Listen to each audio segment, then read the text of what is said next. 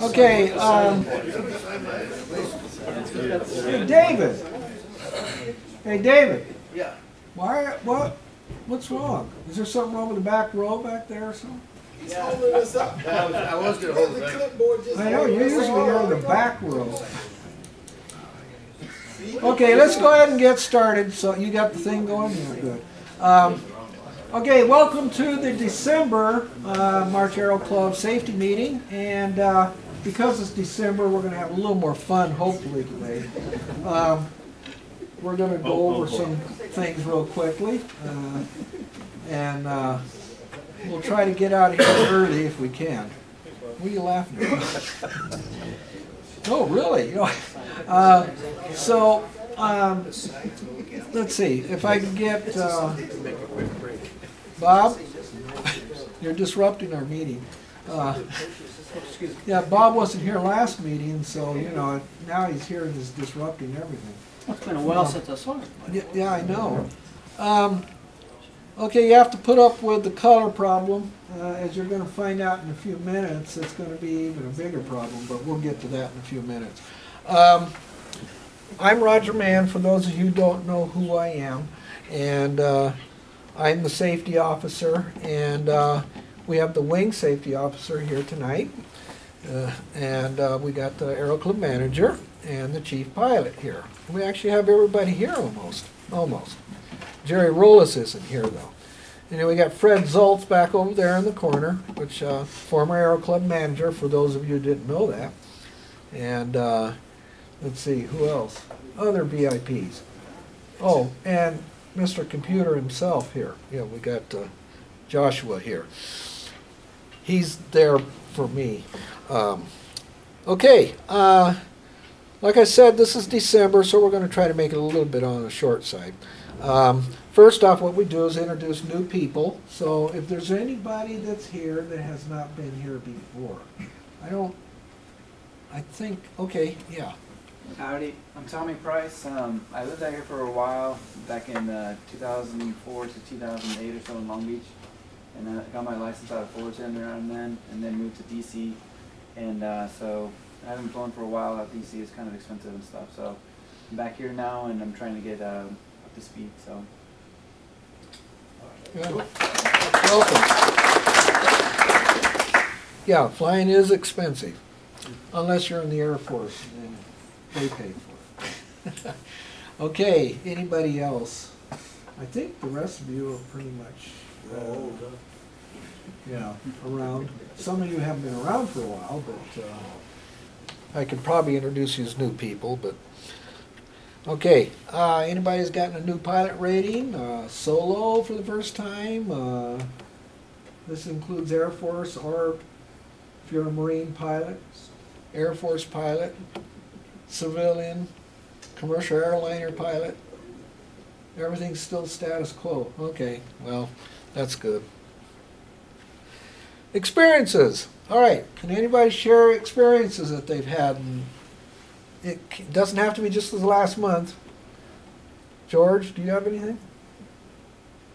No? Oh, come on. I can share the event from yesterday. Okay, let's see. We got two hands that just rolled, and I'll get to you there, Bill.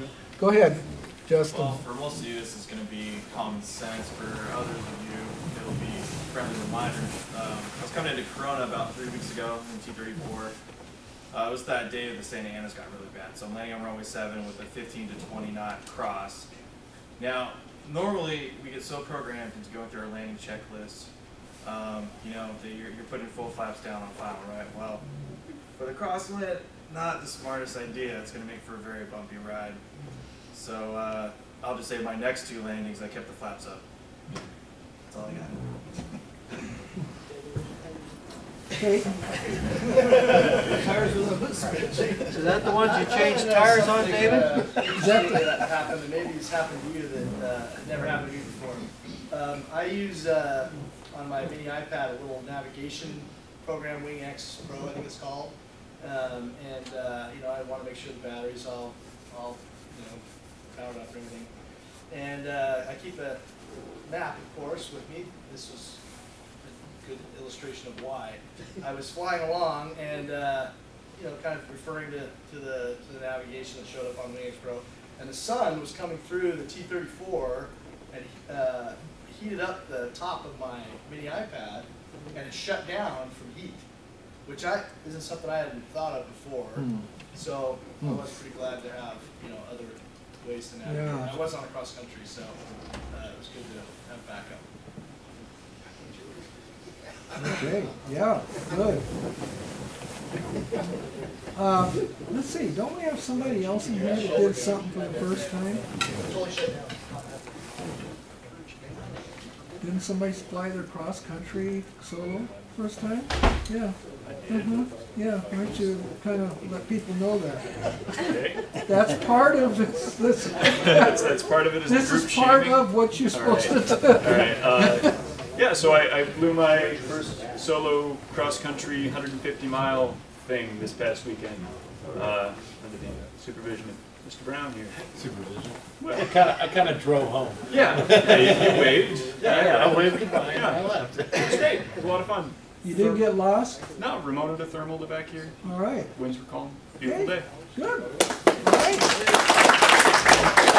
Okay. He figured Yeah, if something would go wrong, he can talk his way out of it. yeah, that's true. That's true. Yeah.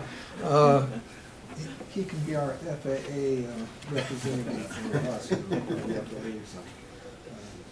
Those of you who don't know, he's a lawyer. So. All right, Bill.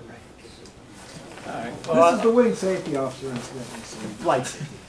I Flight just, safety. just want to share this, something I'm investigating right now. Last night we had an incident, and I'll apply to you guys also. We tend to depend a lot on GCA, SoCal. You do flight following, those guys who fly IFR, hey, these guys will keep us safe out of there. There was an incident last night. One of our local 135s in the local got vectored towards high terrain by our local GCA. It looks like it was just a mistake. I mean, I'm just starting an investigation. I'm not going to point fingers for exactly what happened.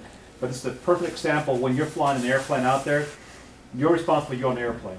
It's not, you know, say, hey, okay, I'm just going to share the responsibility somewhere else. It's beautiful weather. The other guy's going to stay away from me. You know, if the guy is SoCal or whoever you're talking to, Joshua tells you, hey, just maintain 7,500 feet in this direction, you're good to go. Doesn't mean nothing bad is going to happen out there. Okay, so take responsibility of your own airplane, what's going on. At any moment, at any time, something bad can happen. Luckily, what happened to this guy is somebody else outside of our GCA facility figured out that airplane shouldn't be where it is and heading that direction. Called over to GCA and told them, hey, what the heck's going on? Oh, okay, and pulled the airplane away. So right now we got that stuff going on.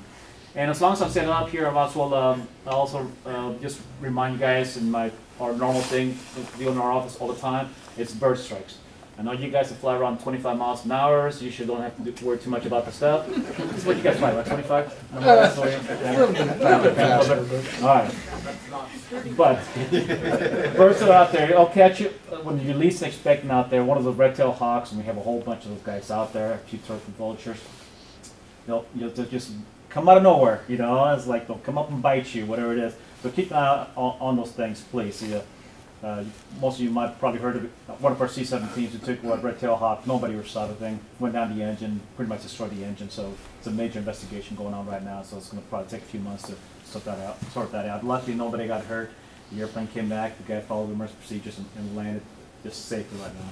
So if you do hit a bird out there, and I don't care if it's just a little, you just bumped a little larks or whatever you call those things out there, and the thing goes off you, report it, please. That all goes into our statistics. We're required by the Air Force to make every single report. We find a dead bird carcass on the runway, we have to report it. Doesn't matter. It's just part of all statistics. We see trends from that, and it also gives us money to fight a lot of those issues out there, whether it be accumulations of water out there, whether it be predators or heck, just remind me, we hit a coyote not too long ago. That can happen anytime. You think coyote is smart enough to get out of the way. At nighttime, you got blinded by the lights. You guys can be flying at night out here too, and you can run into a coyote out there. So it'll do a lot more damage to airplanes than it does to C-17. So there's a lot of little dangers out there. Just be aware, please. If you do hit something, report it. If you guys remember how to do it, just tell Roger. He knows how to get hold of us and report it. Yeah. Questions? All right, thank you. Can we get the birds to start checking the GCA also? We do have a bird strike kit that's in the office up on the safety bulletin board, and it's hanging there, and we've been told that if you hit a bird, if you can get parts of that bird and put it into that kit, and then talk to me about it, and we'll get it turned in. Because they want to know what species it is and all that stuff. This is how they keep track of the bird, with the BASH program and stuff. George, about 4 years ago now, you hit a bird with a T-34, and it actually put a little bit of a dent in the wing. So I think it's still there, because David couldn't get the dent out. So yeah, well, yeah, suction thing to pull it out. Coyotes also, I forgot to mention that, down in Ramona. I've chased them off 3 times in the last few days from the runway in Ramona. I lost my train of thought. Oh yeah, in a Cessna, in a red-tailed hawk, you don't want one of those to go through your front windshield in a Cessna, because they have demonstrated that Cessna says that you cannot keep the airplane in the air if that front shield breaks. You will not be able to do it. This is break the back one out too. If you get the doors open, you can probably survive. You might survive it. With full power, because it's just like a parachute. But you got to get the doors open so you exit the air out of the aircraft. Yeah, if you can, and the people the person that I read the article about, they did survive it. The plane still crashed. They did get injured in a crash, but they got out of it alive. But they opened up their doors, and that gave just enough air to flow through, because it becomes a big break. I mean, the air is just going right inside that cockpit, and it literally becomes a speed break, is what it becomes. So, just be careful out there with that. Any more questions? Anything else? Okay. We have to talk to the Aero Club manager, since he is here tonight. Know your SOPs. I will run over one of those pretty quick, and then later on will be knowing your aircraft and how to taxi safely.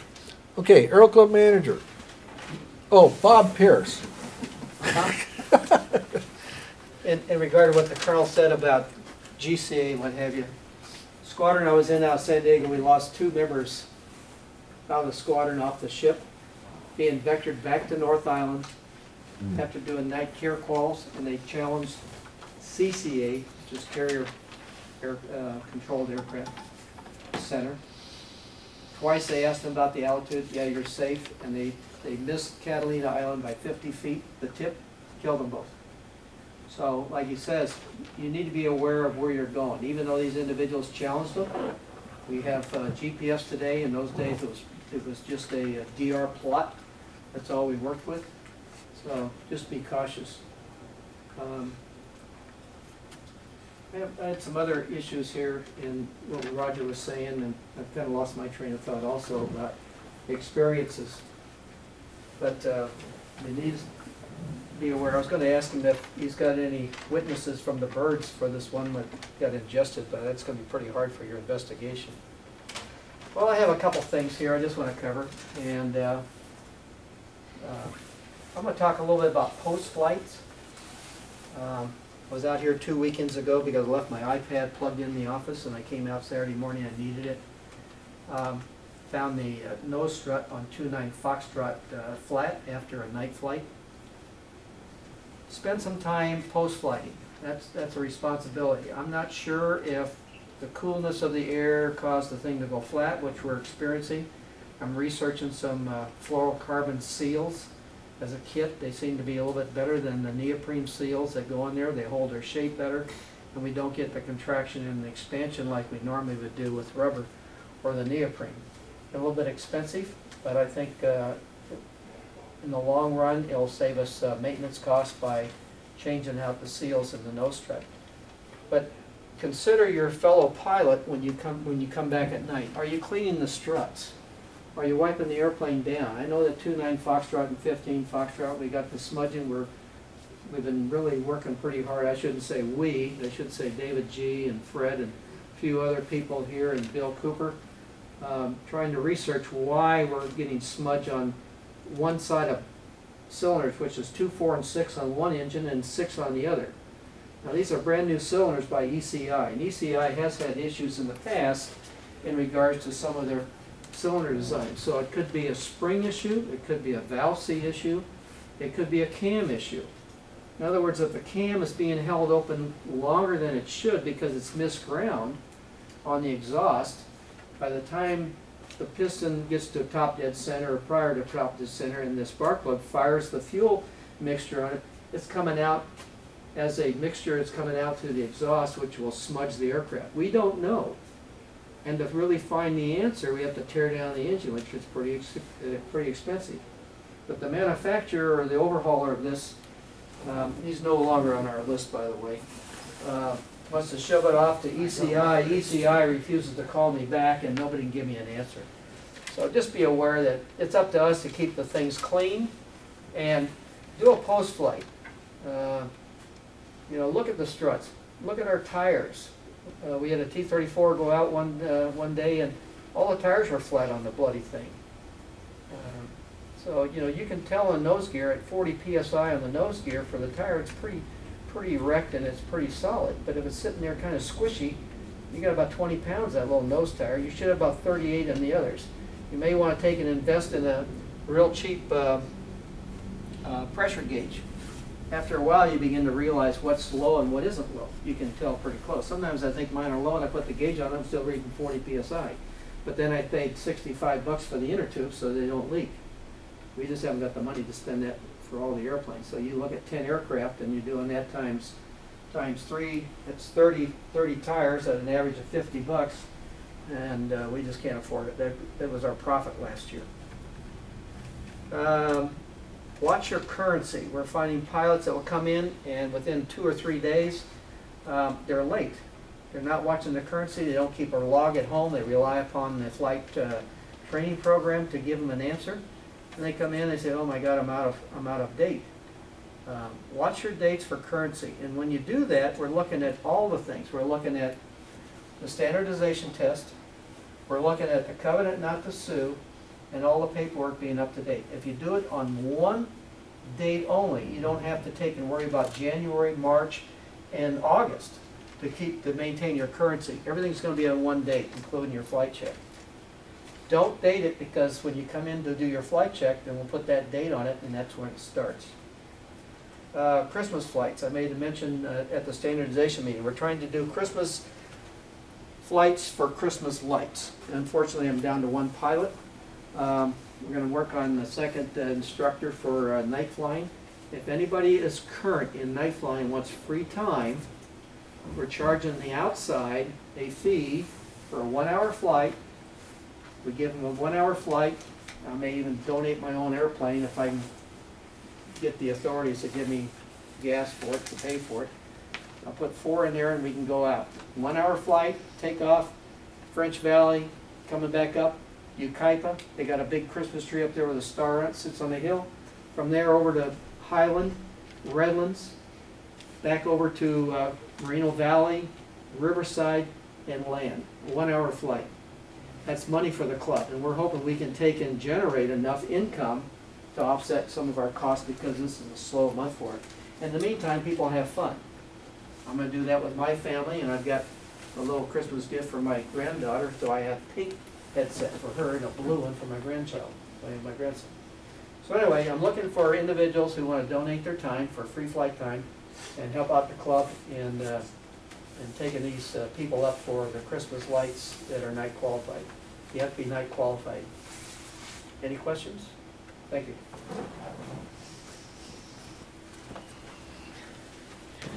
Okay, thanks, Bob. We do have, actually, some tire pressure gauges. If you have any questions, just come to me and we'll talk about what we can do with that. They've been around for a while. Okay, know your SOPs. Okay, real quick, we're still under Chapter 1. We started all over again, I think it was last month, and We're going into Aero Club administration.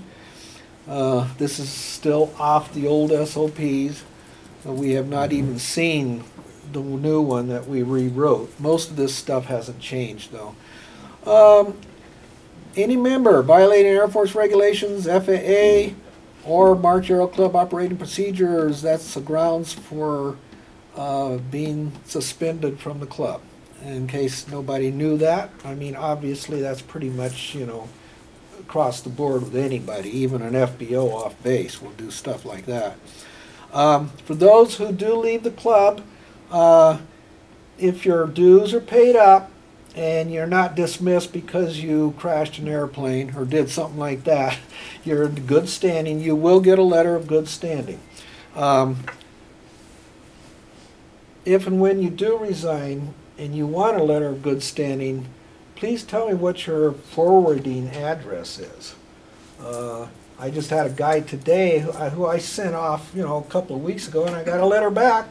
The guy was paid all of his dues, good pilot, excellent, and he wanted a letter of good standing. Well, I sent it off and it came back as return to sender. So it doesn't do him any good. So, you know, please tell me if you're moving or going TDY or PCSing, moving someplace else permanently, let me know where your address is. If you know, because you do know that you have to resign either by letter, and also you can do it by email too.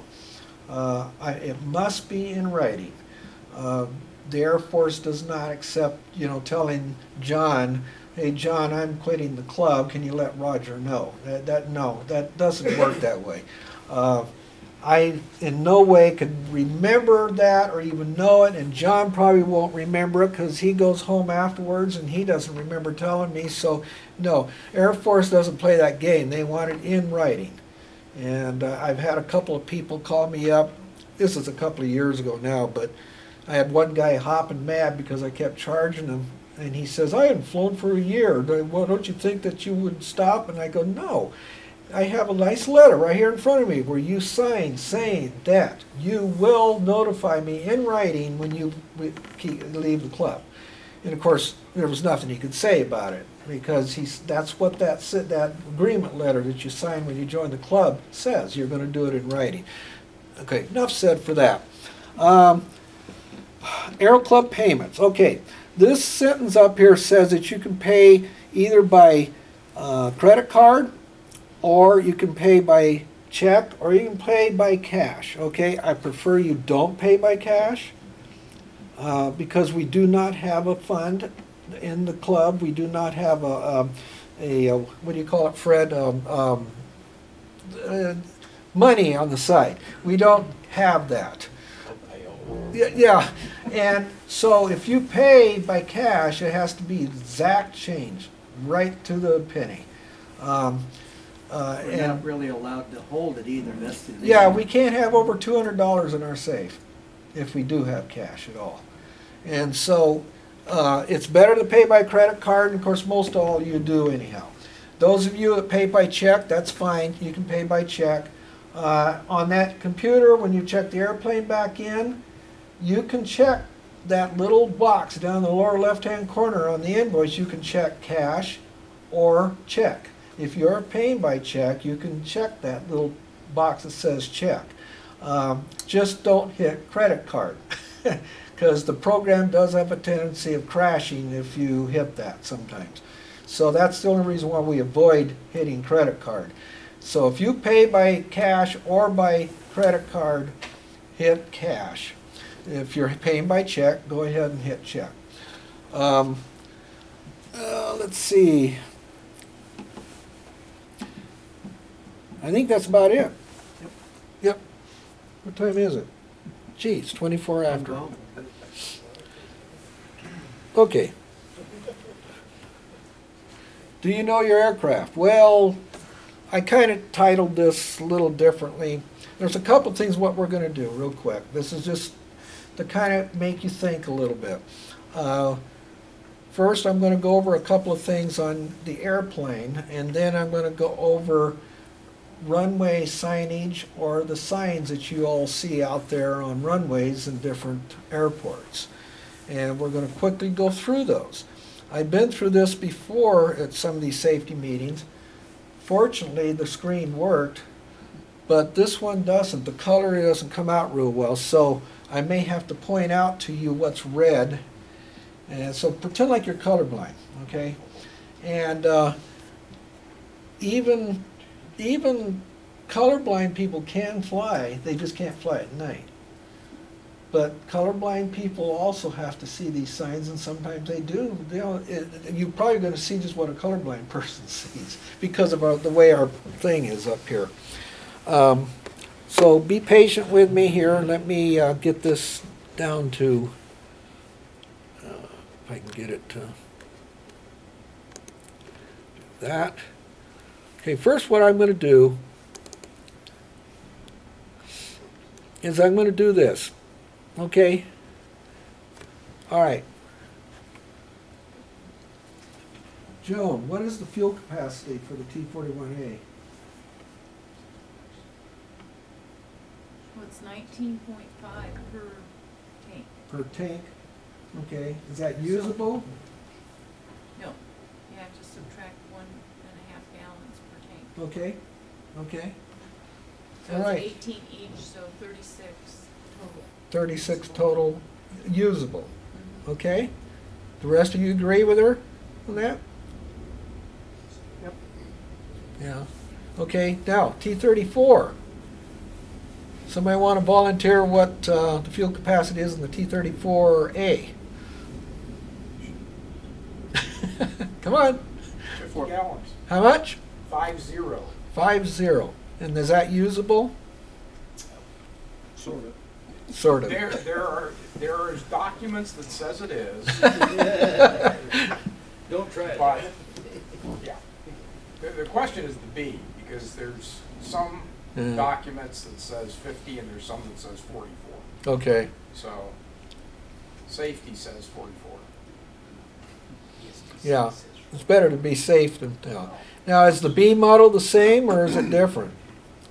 No, it's different. It's, so the The STC says it's 44 gallons. Well, the NATOP says 50.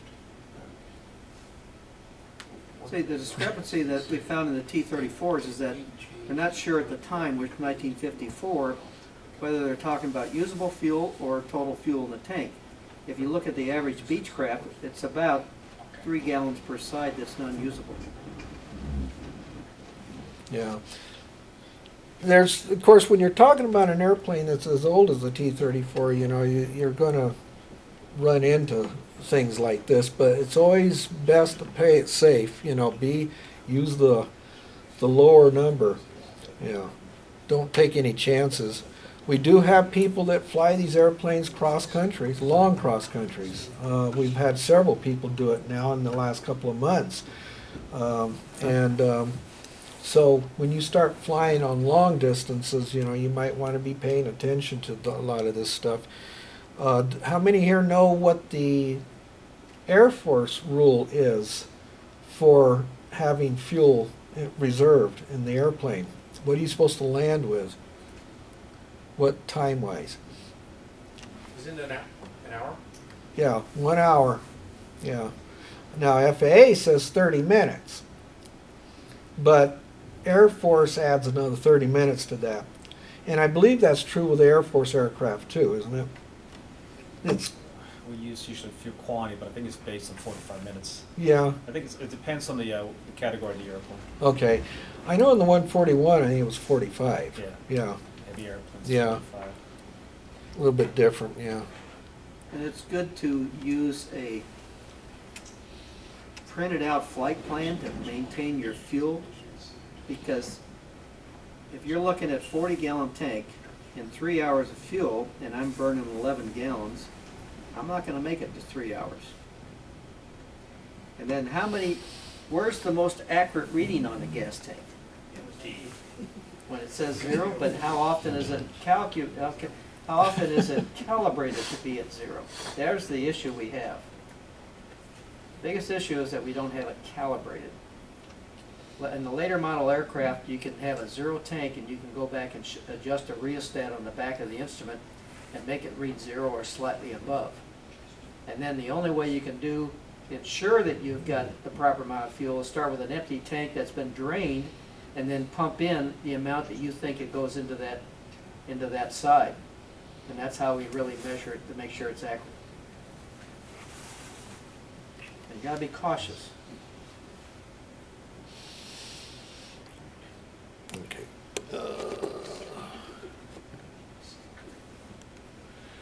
Okay. All right. Fuel system in the T-41A. What kind of fuel system is it? Gravity fed, pump driven, fuel injected, or carbureted?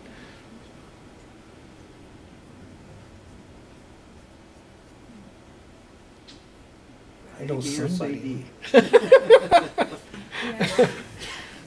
Yeah. Well, it is gravity fed, right? Got a carburetor.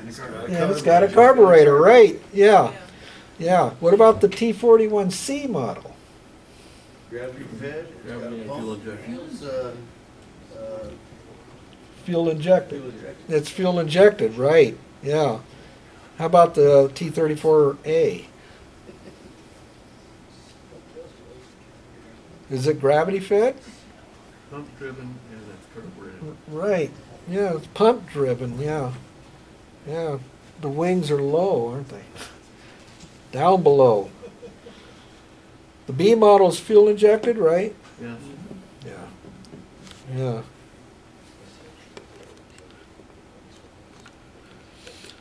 Okay. Oh, come on. Fuel drains. Okay. T-41A, how many fuel drains are there? 3. Okay, where are they located?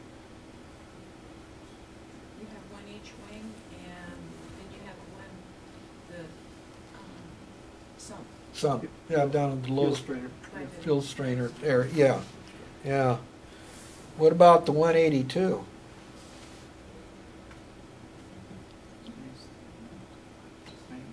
Come on, we got people fly it here. Same. Yep, go ahead. 3. Got 3, same thing.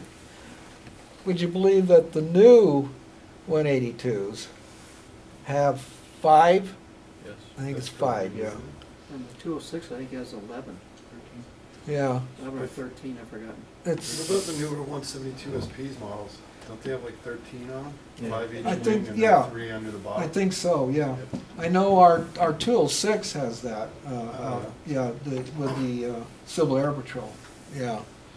And then the T-34s? Depends on the model.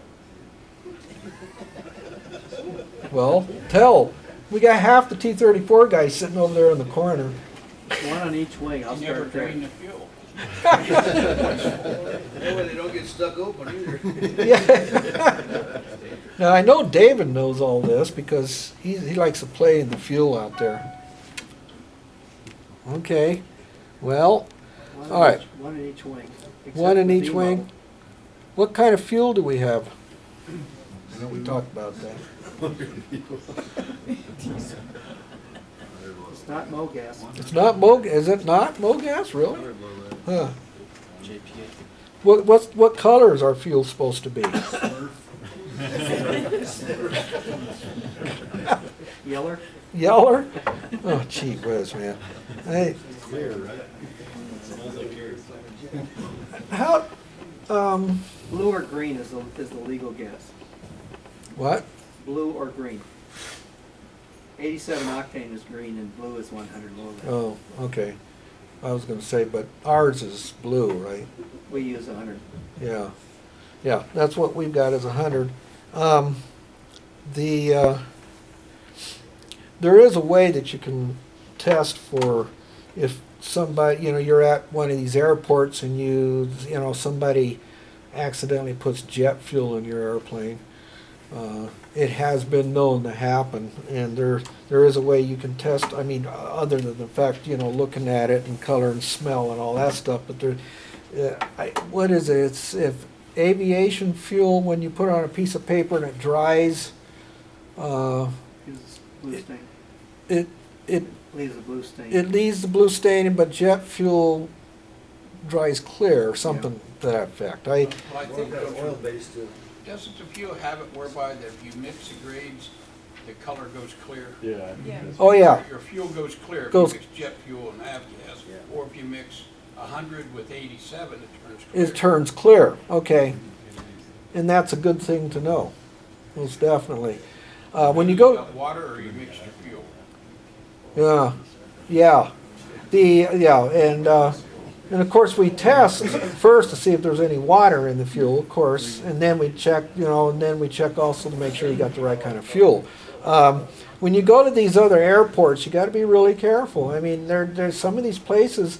It has been well known and documented, and I see it on in some of the safety things I go through that, somebody puts the wrong fuel in your airplane.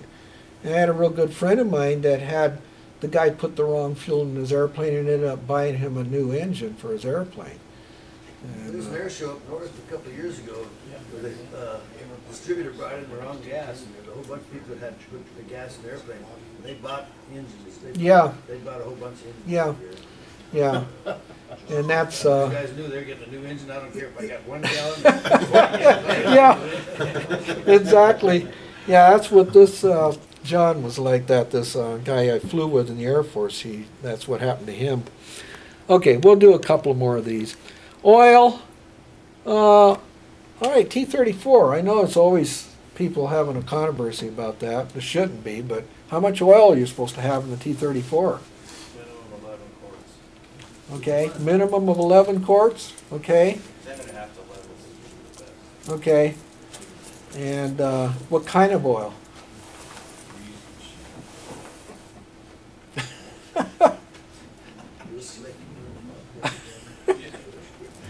Oh, come on, Fred, you know all this stuff. I know you're trying to let somebody else answer it, but, We're using 50 weight. 50 weight, is that right? Is that correct? Okay, Except for the 182, okay, what do we put in the 182? 2050. Okay, why? It's a multi-grade, and that's what we want in it. There's no particular reason. Oh, Is we that just, we that's had- just what we had good wanted. success with that engine before. Okay. Why do we put, why would we, when we change an engine or have a rebuild engine or whatever, how come we don't use just regular oil in it right off? Why do we use mineral Automotive oil? or what? Mineral oil. Why do we use mineral oil? Break-in, engine break-in. Engine break-in, yeah. Yeah. David should be able to answer this one. I didn't want to answer though. Well, you need to answer it. I Because do it nobody Bob else, told me to. nobody else is doing it. Okay. And what kind of engine does the T-41A have? What's the make of it? Is it a Continental or Lycoming? It's a Continental. So, okay, Continental, yeah. Model number? Yeah, what's the model? Does anybody It's know? an O what? 0300D. Dash 4. What does the O stand for? Carbureted. Is that what the O means? No. It actually tells you right down there. O means opposing. The cylinders are opposing each other like that. And then in this particular case, they're using 360. 360 means the cubic inches. It's a cubic inches displacement. So the bigger the engine, the better. Is it more horsepower? More gas. More gas, yeah. RT-34s have the lower engine. I mean, it's not, most privately owned T-34s that I know of have got a big, what is it, the 520. 520? 550, that's what I thought, yeah. Well, both of them, yeah. Well, ours is still the smaller one, but, you know, that doesn't seem to, you know, it's, people still like to fly it anyhow. Okay, we spent some time on that one. All right, this is the one I want to go ahead and get to. Okay, all right. That's red. Does it look like it's red? Yeah, it looks like it's red. What does that mean? That's a runway sign, incidentally, in case you didn't know that. Oh, come on. What does it mean? ILS. ILS, yeah. When you see that, what does that tell you? Not to enter that area. Where do you see the sign, on the runway? You could be in the ILS field where they disrupt somebody coming on ILS. Yeah, ILS critical area holding position sign.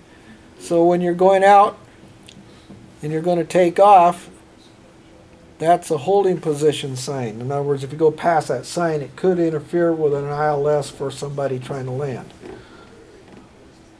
You want to be careful with that. There's a little flaw in that, because you see, that's not the holding sign. Yeah. It's located on the side of the aircraft, on the side of the runway to tell you you do have a holding sign. Okay. Which is located across the taxiway. Yeah, because you see, what is the holding? What is the holding there on that picture? It's the yellow line. Yeah, it's the yellow line, right? Exactly. You don't need to worry about the critical area unless the weather's below 800. If the ceiling's below 800 feet and they're implementing the what do you call it? The procedures. The procedures. Which will be on the ATIS or tower will tell you. Yeah, yeah. And I've heard them say, you know, talk about that, or the tower, yeah. But it's also, when that air is told by the tower that you're to hold short of the whole line. Otherwise, you don't know if there's an aircraft on approach. You don't know. You know what the weather is. You don't know if there's aircraft on approach. But Yeah. normally, air traffic control says hold short of the ILS hold sign. Yeah. Any questions on this? Well, if you're flying, if you know you're flying instrument, you probably want to keep in the back of your mind to stay clear of that ILS. Oh, yeah. Yeah. Because if you're flying, that means somebody else might be flying too. Well, and of course, if the weather's clear, then the thing is, when you're coming in and even if you're doing an ILS or doing anything like that, you're still responsible, you know, in a clear weather area. You know, it's, you're supposed to keep yourself from running into something. When you're under the weather in actual IFR conditions, now it's another story. Okay, what? Okay, so we're only talking about these things here. Yeah, you're gonna have you need to hold short of the ILS critical line if they're implementing the procedures unless cleared by the tower. And the other part goes that if you're flying the ILS approach and you need that protected, you want to specify to approach control or tower that you're flying the ILS procedure. When you call in, 10 miles out on the ILS, if you think, hey, it's no big deal, I'm just flying whatever it is, your VFR. But if you want the protection on it, you tell them you're flying the ILS and the weather's below 800 feet, then tower will go ahead and take responsibility keeping that critical area protected from other aircraft. Would that be tower or ground control? It could be GCA, it could be tower and ground, it's all done together. But if you want protection when you're flying, you need to tell them you're flying the ILS. This all started when they started doing Category 2 and Category 3s, because when you started encroaching up to the last hold line, because it's so critical in that last 100 feet to get down to Category 2 at 100 feet, they didn't want the line to start bending or causing distortion on the instrument. So they moved that line back to give it a clear way so there wouldn't be any distortion with the plane making the instrument approach. And we have several people here that do fly IFR. I know Ken back there likes to do that. And a couple. Yeah. No. Do you get a choice? Actually, we used to have a guy that used to do that. We had the Deparch IFR, But once we got, it was on a local, and once we got up to 10,000 feet, we canceled IFR and made the guys fly VFR. Okay, what about this one? Runway 15. Okay, runway 15 approach. This one here, I think that's the, let's see, located next to the yellow holding position, surface marking, taxiing past this sign may interfere with arriving departing aircraft, hold short of this location when instructed by ATC. And you'll notice that it's not going on the runway, he's taxiing around. There are some places, you know, where they do that, you know. I know, like Travis Air Force Base, we went underneath one of the runways because they were offset. They were like this, you know, and when you went around it, so you had to actually make sure that there wasn't somebody coming in on the runway that you were taxiing under. Get your tail knocked off. We have that here too. You guys don't see it because you use 3.0. Oh, yeah. But when we taxi on Alpha down to 3.2, we have that for the clearance for 3.0. That's right. That's right. Yes, yes, you do. And a little just trivia on that is the only reason they painted that, and if you notice that it wasn't there when we had 141s, they painted it now we have C-17s because only the T-tail and the C-17 crosses the into the turf protected area for 3.0. Oh, really? Oh, wow. Okay. It's in the RPZ, you said? I don't know if it's a clear zone or the approach protected zone. I think it's a, what is it called, the ACZ, approach clear zone? Yeah, it should be a 10-to-1 slope. Yeah, I think that's what it is. 10-to-1 slope on the approach zone. Yeah, it's only the T-tail, the C-17, or which would be like a C5 or something big like that. But 135's vehicles don't, but they just implement it for everybody just to keep it standard. See, so I've actually had them stop F-16s for me. That's another subject. They change everything. That's a restaurant food sign. Is that a food sign? Okay. That's the big A for... That's a place you want to eat. Yes, definitely. Yeah. How many here are eating Class B restaurants? Taxiway location sign. Of course, that's... why is it in black? That's where you are. Yeah, that's the taxiway you're on. So if you see a black letter like that, that means that's the taxiway you're on. Let's see if I can find some of them. This one here is an important one. Very important. Runway boundary sign. That one there, it faces the runway and is visible to pilots exiting the runway. It is located next to the yellow holding position marking painted on the taxiway pavement. Taxi past this sign, be sure you are clear of the runway. So if you're getting off the runway, you want to make sure you taxi past that. Just real quick, which side of that is you're supposed to stop on? What side of that is it going this way or the other way? Which one's telling you to stop? Solid. Yeah, the solid side is. And then it's just like on the highway, out on the freeways, which most people don't pay attention to. It's supposed to be the broken lines you can go across. You're not supposed to go the other way. Enough said on that, though. And of course, runway approach area holding position sign. And of course, you got on the diagram down there, he's on taxiway A, and of course the sign's telling him that's runway 15 and 33 on the other direction.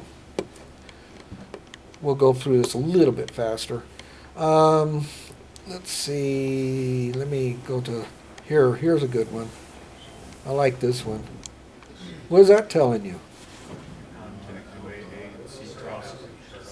You're crossing Charlie, you're on Alpha, and Alpha takes a 45 shot to the right. Right. Does that make sense to everybody? Yeah. That's you're going to get on Charlie or across Charlie, and you're on Alpha, and then Alpha goes off to the 45-degree angle.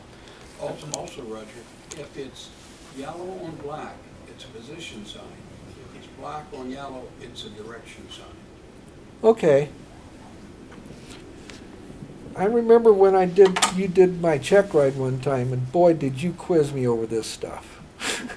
Look how smart you are now. Yeah, no kidding. Yeah. Yeah, Fred did my annual one time, and man, he had quiz cards on this stuff, and he just poured me over the coals. All right, the big thing to remember from the safety side is on this, for you new guys especially, if you can't remember this, you can't interpret the sign, you get confused in a new place, stop and ask. To not take a chance and end up going the wrong place at the wrong time. Yeah. That's gotten people killed before. Yeah, most definitely. Most definitely. How many here know about progressive taxing? Yeah, Joan, yeah. Yeah, when you get to an airport and you're not familiar, and just like what Bill just said, if you get confused, do not hesitate. Stop that airplane and tell them, hey, look, I am out to lunch. Well, don't get out of the airplane though, but then you get in bigger trouble. Okay. Let's see, we went over that. What's that? Category 2. ILS category. Yeah, ILS Cap 2. Critical boundary area sign. It's an ILS category. It's it is a Cat 2. It doesn't say that in that sentence though. What's that? One way, go straight. Yeah. No entry sign. Looks like the delete sign on my telephone. Jeez. Okay, let's see. I think we did. Oh yeah, we talked about that earlier. This is just using it in a little different context. What about that? Is that red? That's black. Actually, that's black. It's coming up red up there, but that's supposed to be black. Runway location. It shows it identifies the runway on which the aircraft is located. Interesting. You can't read the 22 on the runway. 27. What is that? A frequency? Radio frequency? No, it's the both runways are to the right. This way to the right. Yeah, destination sign indicates the direction of a taxi route to a runway or runways or other location. This example, runway 27 and 33 are to the immediate right.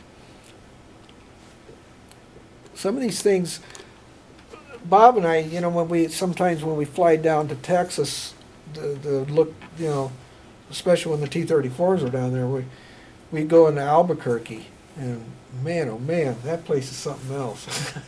And you got an Air Force base on one side, commercial jets on another, air tankers flying in and out of there, and signs like this all over the place. How many have been in Long Beach? Yeah, several of you. Yeah, and I'll tell you, Long Beach is a nightmare too. Let's see, that's a holding mark for ILS. Yeah, we did that. Let's see, how about that?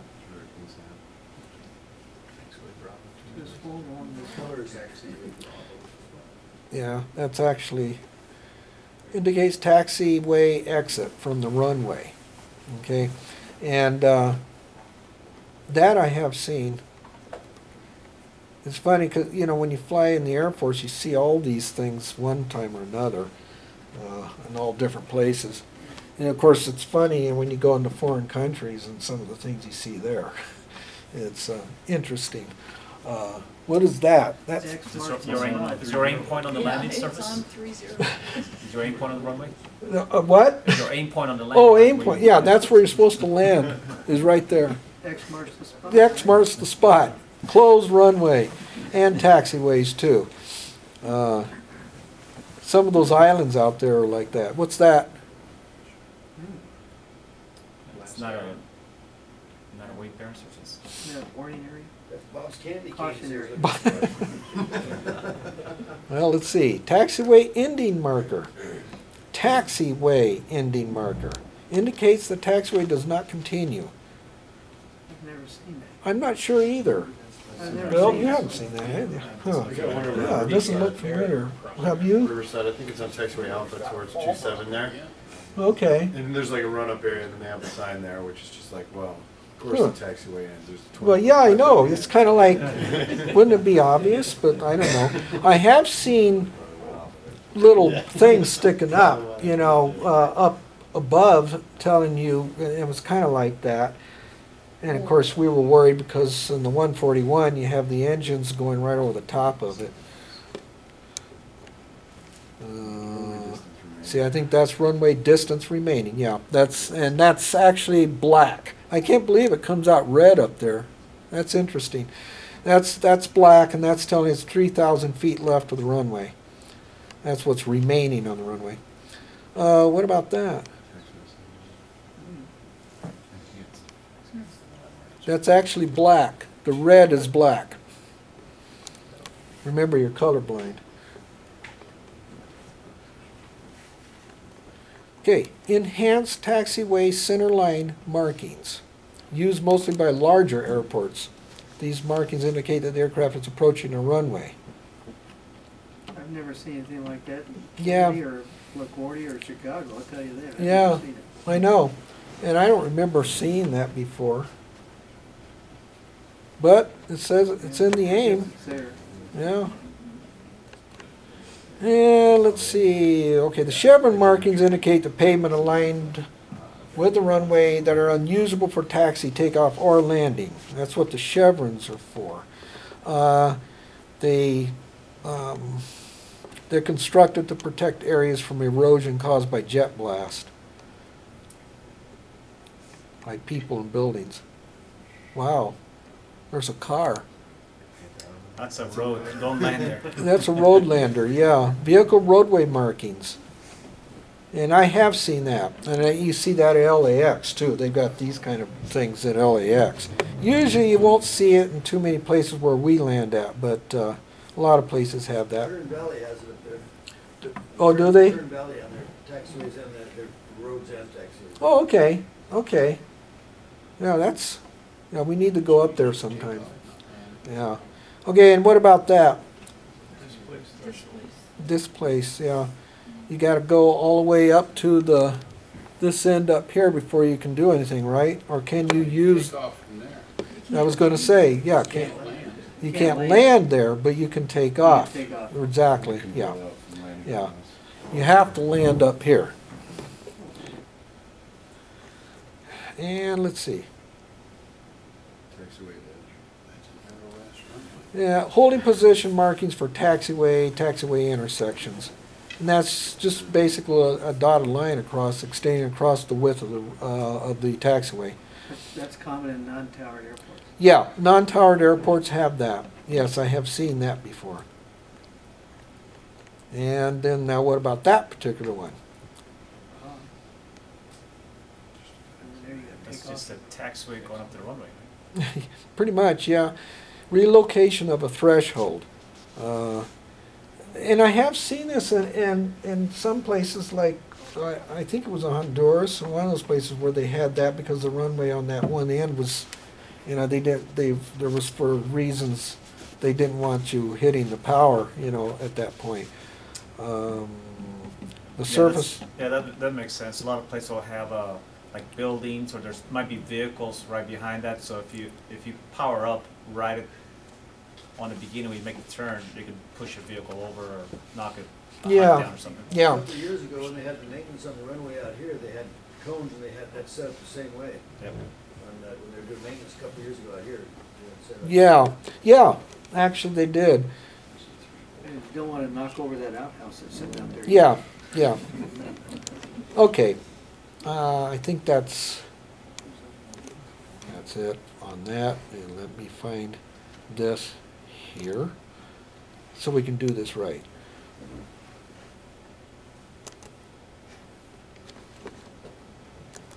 There.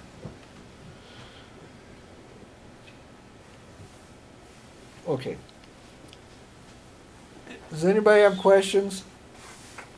Not a question, just a comment. This is my last safety meeting. I took a position at Luke Air Force Base. Ah, I oh leave wow. the 24th. Willard's Last leaving Tuesday. us. Wow. Okay, congratulations. No Aero Club over there, just a whole bunch of GA airplanes. Yeah, a lot of GA planes out there, and Good flying area. yeah, yeah, it is. Yeah, Fred used to be over there. You used to be ATC over there, weren't you? Yeah, yeah. Okay, anybody else? Doc, do you have anything to say for Christmas? Safety. Yeah, Justin. T-34 drivers meet up front real quick after the meeting. Okay, okay. I All know, right. it just reminded me of what I wanted to say. And that is, no, it's kind of like pilot technique. You say you don't want to take and use flaps in heavy winds, but we have to jockey the power around to maintain an airspeed or an attitude of an airplane. If I run flaps, I can set. If I'm in a bigger aircraft, I got a 45 knot crosswind, I can set my power, put both hands on that wheel, and never touch the power. It is stabilized. I'm running a high power setting and a lot of drag. You say it may be an issue of being uncomfortable because you're being bounced around. But you'll find the aircraft remains much more stable by running flaps in a higher power setting than trying to do no flaps, and you're doing this with the throttle all the time. So, you know, it's kind of like your call. You're saying you got 15, 20 knots crosswind. And I put the Bonanza in at 35 knots crosswind. You got to be a lazy pilot. You have to take and just let the thing crab in the wind till you get about 10 feet off the ground, pull the nose and work that rudder, pull it in, and land on the upwind side. But when you pull the power back and you're running full flaps, the wind's going to pull you back over to the center line. But you'll find the aircraft, no matter what aircraft you fly, if you run flaps in a high power setting, you'll be more stable. Okay, be safe out there, and not only just in your flying, but also in your driving. Remember, we're going to have another rain tonight, and there is and just as I said in the Civil Air Patrol too, there's a thin air layer of oil on these freeways that build up in between the rainstorms, and right after it rains, it becomes a skating rink. So be careful out there with that. And your airplane too. Everybody signed? Yeah, I need to make sure that everybody has signed this one right here. So if you came in late or whatever, please sign this, or else you won't get any credit for this.